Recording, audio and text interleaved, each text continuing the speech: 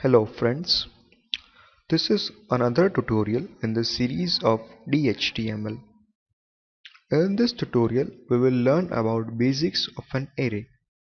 An array is a data structure.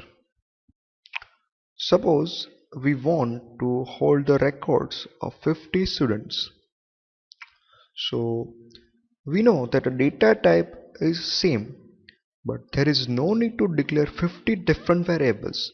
Instead, we can use the array. So basically, when the data type is same and we need to save multiple records, an array comes in handy.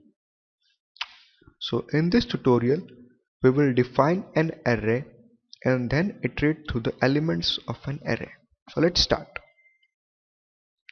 Inside the head, define script, language, JavaScript.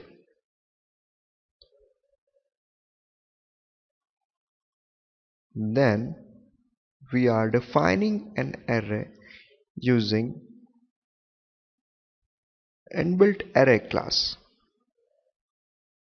of size 5. You can always leave the size blank and rather make it dynamic, but here we are providing with the size 5. Arrays are zero based elements, that is, their first elements start at 0th position. Here we are assigning the values to the array elements. Once we are done with it, then we will use the for loop and iterate through the elements of the array.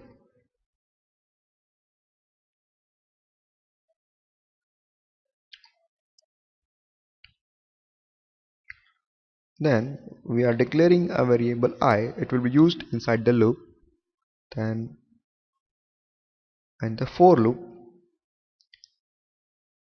I less than array.length. Array.length returns the number of elements that array is holding right now. In our case, it is 5. Then we print the element at ith position, arr at I. We also put a line break.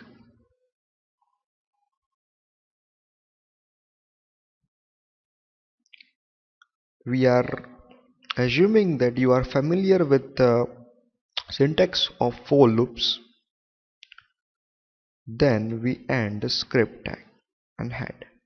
Inside the body, we write DHTML toots and then we end the script.